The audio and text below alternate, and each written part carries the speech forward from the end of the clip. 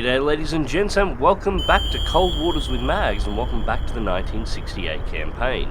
So after our successful last mission eliminating the enemy submarines we encountered, we attempted to leave the area. Unfortunately, we were intercepted by a Soviet surface patrol group almost as soon as we started moving.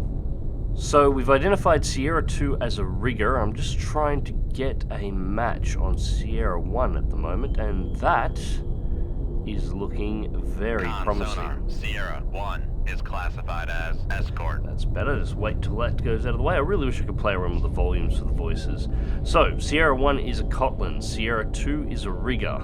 So we're not exactly dealing with the latest and greatest of Soviet technology. The Cotland-class destroyers were built in the late 1950s, and the rigger-class frigates were built in the early to mid-1950s. Now, Soviet sonar is garbage at the best of times, but 1950s Soviet sonar is even worse, so I doubt they're going to see this one coming. Aye, sir. Tube 3 away, Mark 16 in the water. Now, the Mark 16 is an extremely fast torpedo, and it carries one of the most powerful anti-ship warheads ever fitted to a torpedo, at least of a conventional warhead type. There have obviously been torpedoes that were armed with nuclear warheads, because at one point in time the world was that goddamn crazy. But yeah, the Mark 16, hell of a lot of firepower in front of it, just one small problem. It has no guidance. You take aim at where you think the ship's going to be, you pull the trigger, and at that point you hope that the ship has no reason to change direction or change speed for any reason, otherwise you miss. So with the Mark 16 in the water, all we can do is sit back and hope that we hit the target. Now this is particularly difficult when you're aiming at warships, because warships will naturally change direction and speed on a fairly regular basis. The Mark 16 is really designed for taking out large convoys. That's what it's really built for.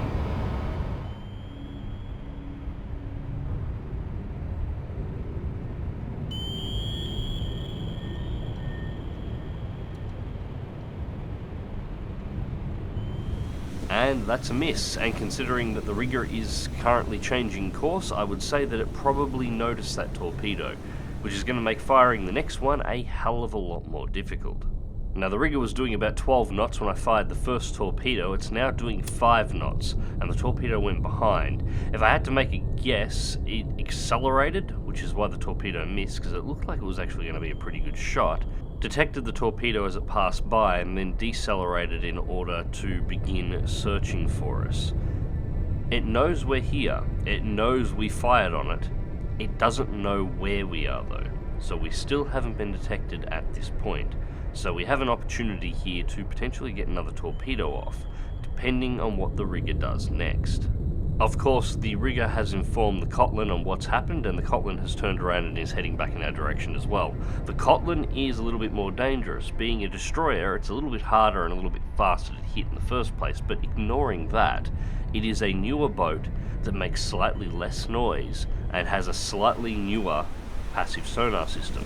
The chances of it still being able to detect us is still relatively minor. Torpedo room, tube 3 ready. Any increased chance is bad news for us, because while these two ships haven't got the best hearing in the world, if they manage to locate us, they do carry enough firepower on board to destroy us without a question. So we're doing a little time acceleration here, because I want to find out exactly what these ships are going to do, and that is interesting. Even at 5.3 kilojards, the rigger has been unable to locate us, and so has actually turned.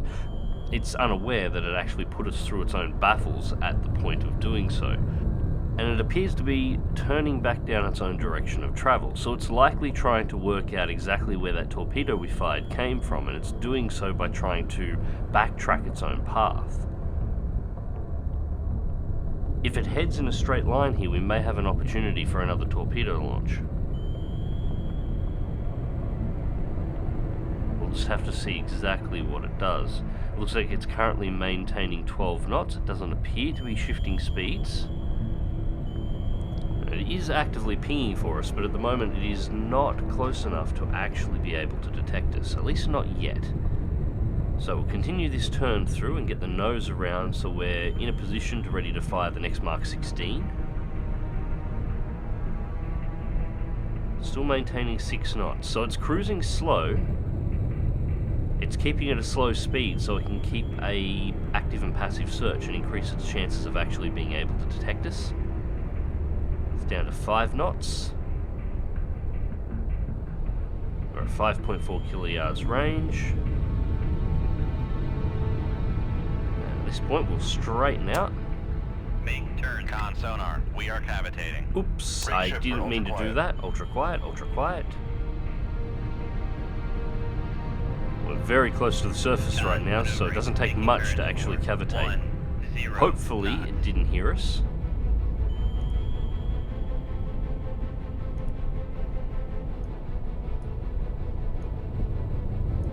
Right, come on. And apparently, no, it didn't hear us. It's still maintaining, it's back to 6 knots, so it's alternating between 5 and 6 knots. Course seems to be relatively straight at this point, so we'll take another crack at this. Tube 3 is loaded.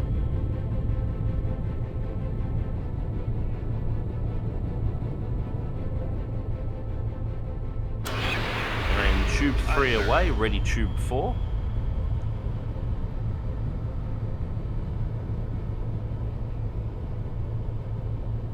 And I'm actually thinking I might hold tube 4 for the moment. We won't let the second fish go just yet. We'll see if this one lands home. Just looking at the map here, it appears that it is in a slight turn. Yeah, I'm not confident that this torpedo is actually going to land either.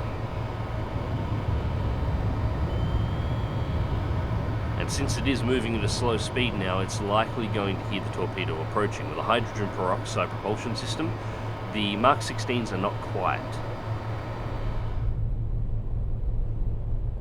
So we should see a reaction here in a moment. And there it is, the rigger is turning over to starboard side. This torpedo is most certainly going to miss, it's not going to hit now. Just a minor change in direction. Actually, it looks like it didn't get enough lead in the first place. It looks like the rigger's accelerated. Yeah, it's heard the torpedoes coming. Yep, you can definitely see that right there. It looks like it's accelerated out to 20 knots. Not even close. So this is going to be a problem. At the moment, while it's in search pattern like it is, the rigger's going to be incredibly difficult to hit because, well, it's listening for the torpedoes now. And the Mark 16s, while they're fast, unguided, and very noisy, it's going to hear the torpedoes coming in each time. The only chance of getting a torpedo into this thing is if it's making enough noise that it won't hear the torpedo approach until it's too late.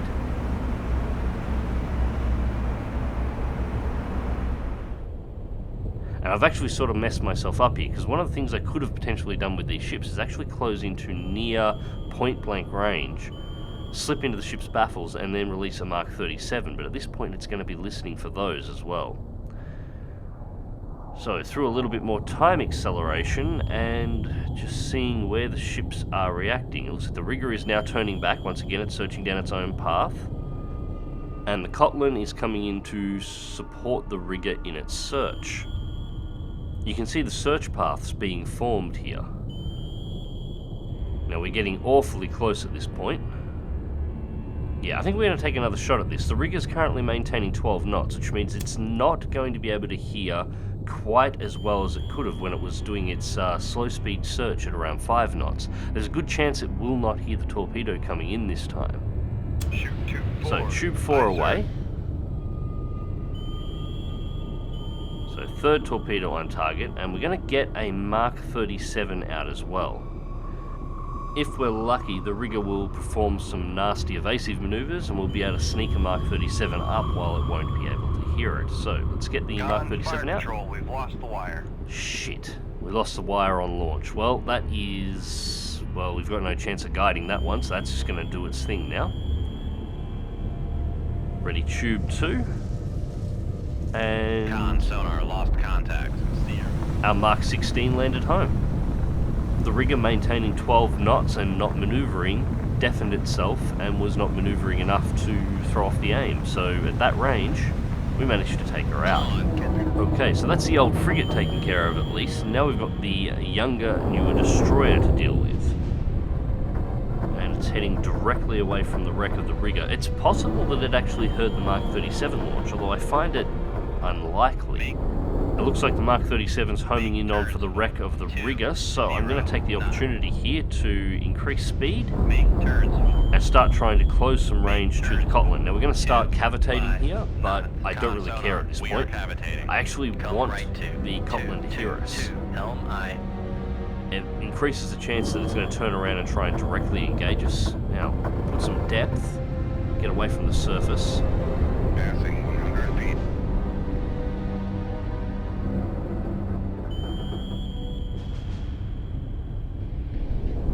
Right, and she is turning back, so I take it she did actually hear us there. Rig ship for ultra quiet. Con sonar, no longer cavitating. Okay. So we're back to ultra quiet now. Our first Mark 37 is almost loaded. Second Mark 37 is ready.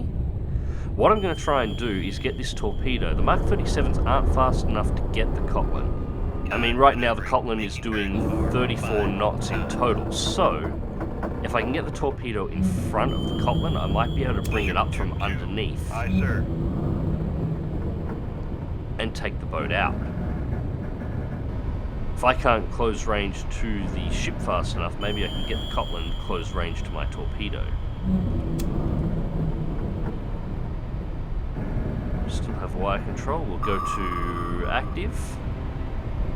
And see if we can start bringing this up. Up and turn. We're under manual control now on the wire. There she is. Come on.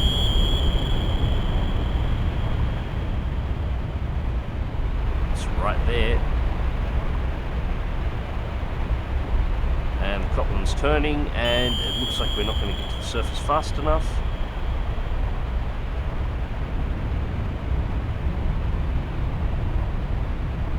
Oh, so close. Con, fire control, weapon acquired. And it doesn't matter. Weapon has acquired. It's right there on the back of the Cotland, but it doesn't matter in the slightest. The Cotland's just too fast. The Mark 37 cannot keep up with it. So at the very least, the Mark 37 is going to scare the crap out of the Cotland for a little bit, but that's all it's going to do. The torpedo is back, and come on, reacquire. Con, fire There we control, go. weapon acquired.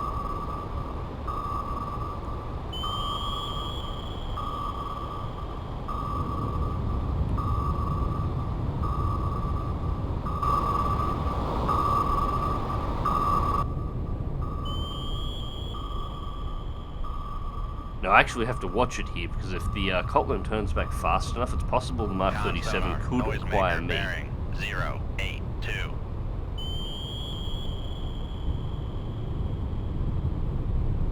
Yeah, at this point, I still have wire control, but I'm strongly thinking we might just send the Mark 37 out to sea in the opposite direction from us. Yeah. We've lost the wire, but that's perfectly fine. Let's just keep it moving away from us. Otherwise, the Cotland could have turned that torpedo back onto us.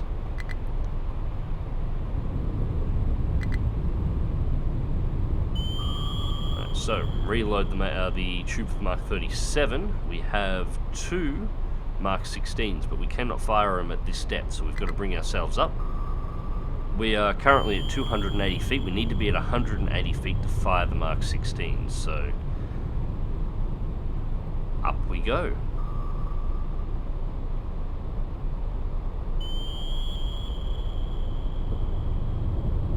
Passing 200 feet. Alright, so at this point we're going to neutralize the planes. We're surfacing so quickly at this point we're going to be at about 100 feet by the time we stabilize. Ready, fire tube 3. Tube away. Tube 4. Aye, sir. And two Mark 16s in the water. Now, the Cotland is doing 38 knots, and we are firing these torpedoes from in the Cotland's baffles, so it should not be able to hear them in the slightest. It should have no idea that they're in the water. If it continues its course and doesn't... And that looks like it's starting to turn. Yeah, I can afford to cavitate a little bit here. It doesn't really matter. I'm in the baffles of the Cotland as well, so it cannot hear me at all.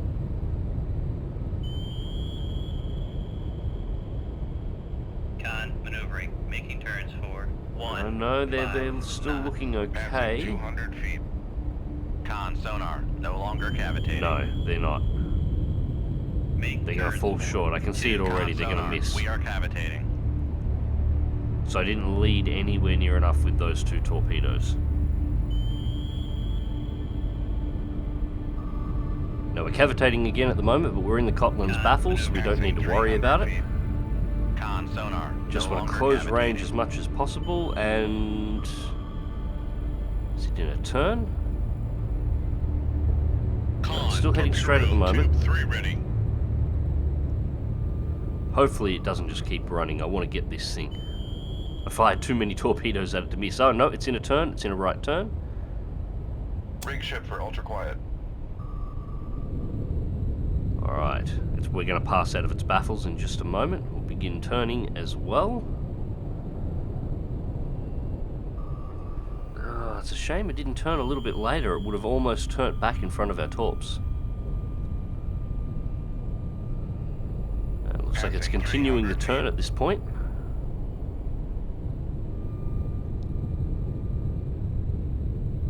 I know it gets brought up in the comment sections every now and again. It's worth just re-mentioning it as well. The third-person camera isn't actually a cheat. Everything you see on the third-person camera, you can only see because you have sonar contact at a high enough solution level for it to actually render. If we lost solution by just 10%, the Cotland here would completely disappear. Everything you see in the third-person camera is simply a representation of your own sonar screen. Now, and the Cotland's maintaining 38 knots. Am I going to get another shot at it? It's heading almost directly back at us at this point. At 38 knots, it's going to be blind. It's not going to see anything that we do. Shoot 2-1. Aye, sir. And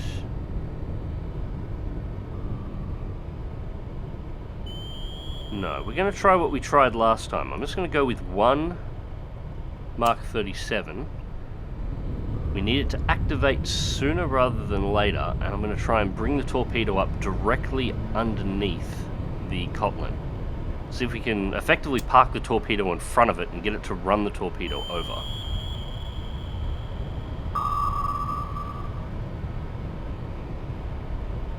So we're looking good. Going to torp back to the surface. Now we're well and truly ahead of the Cotland at this point. Oh, no, don't you turn. Alright, we're close enough, we might be able to still intercept here.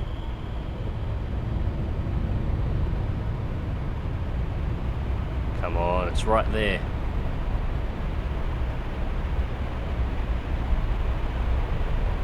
Almost, there's...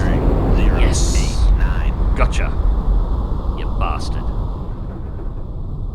So, with the second target down, that is the surface group eliminated, and I definitely need a little bit more work with these torpedoes. These are not easy to aim. In real life, the Mark 16s had an option to fire in a pre-programmed route so that you could have them in an S pattern so they would snake through the water, which gave them slowed down their movement in the water but gave them a wider area to pick up, which unfortunately isn't available in cold waters. Unfortunately, the Mark 37s operate pretty much the way they actually operated in real life. They were slow and they were a problem, which is why more advanced torpedoes were developed relatively quickly following. Anyways, ladies and gents, I hope you enjoyed the video and thank you very much for watching. I'm definitely going to need to come up with some new tactics to make this far more efficient, because that was way too much ordnance fired to just take out 2 ships. But anyways, until next time, dive smart, dive safe, and I'll catch you in the depths.